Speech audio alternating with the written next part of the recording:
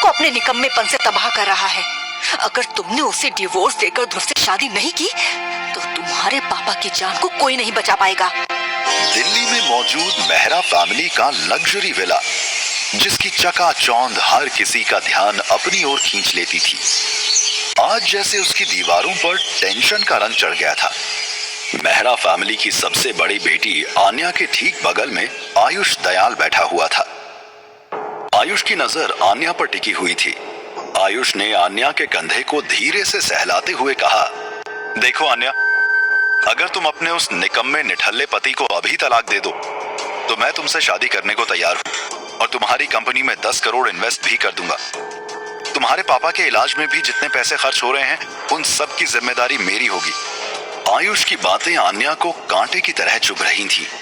उसने धीरे से कहा, आयुष, बार बार वही बात दोहराने की जरूरत नहीं है। मैं शादीशुदा हूँ। अभी आयुष आन्या की इस बात का कोई जवाब देता, उससे पहले ही हाथ में चाय की ट्रे लिए आन्या की माँ मोहिनी मेहरा आन्या और आयुष के सामने आई। उन्होंने चाय की ट्रे टेबल पर रखी और आन्या को घूरते हुए देखकर कहा, मेहरा ग्रुप ऑफ कंपनी की सीईओ तुम ही हो ना आन्या? तुम्हें अच्छी तरह से पता है कि हम बैंकक्रप्ट हो चुके हैं, हमारे पास कुछ नहीं है। तुम्हारे पापा के इलाज में पिछले 2 साल से हम इतने पैसे लुटा चुके हैं कि अब हमारा सड़क पर आना तय है। अस्पताल के बिल पेंडिंग है और उसके बावजूद भी तुम इस तरह की बात कर रही हो। आन्या की माँ मोहिनी न जाने ये बात कितनी बार दोहरा चुकी थी। अब आन्या से बातें बर्दाश्त नहीं होती थी। माँ, आप बीच में मत बोलो, मैं बात कर रही हूँ ना।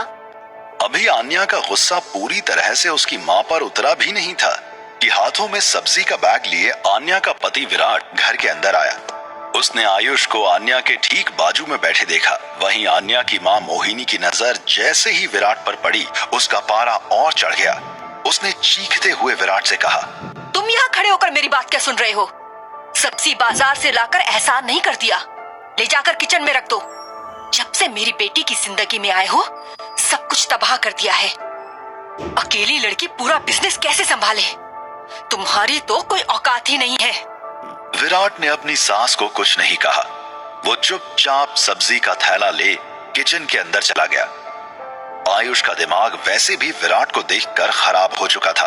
उसने आखिरी बार आन्या से अपनी दमदार आवाज में पूछा, मैं आखिरी बार पूछ रहा हूं, तुम्हारा क्या फैसला है? मैं तुमसे बेइंतहा प्यार करता हूं आन्या, और ये बात तुम जानती हो। तुम्हारे जैसी इतनी खूबसूरत लड़की इस निकम्मे के साथ अच्छी नहीं लगती। और तुमने इसकी शक्ल देखी है? न पैसा है, न अक्ल है, न शक्ल। रोड साइड फकीर से ज्यादा ये निकम्मा और कुछ नहीं है। आन्या ने आयुष की बातों का कोई जवाब नहीं दिया। इससे नाराज हो वो उठकर जाने लगा। आयुष के साथ साथ आन्या की माँ मोहिनी भी नाराज हो गई। वो भी उठकर ऊपर अपने कमरे की तरफ जाने लगी। जाते जाते मोहिनी ने बड़बड़ाते हुए किचन में खड़े विराट को देखकर कहा, हाथ छोड़कर प्रार्थना कर रही हूँ तुमसे, छोड़ दो मेरी बेटी का पीछा। आयुष के साथ इसकी शादी हो गई तो इसके साथ साथ हम सबकी हर परेशानी दूर हो जाएगी, क्योंकि तुम जैसे निकम्मे से उम्मीद करना भी बेवकूफी होगी। विराट खामोश रहा। इस बार भी उसने कोई जवाब नहीं दिया। ड्राइंग रूम में लगे मिरर के सामने खड़े होकर विराट अपने आप को देख रहा था।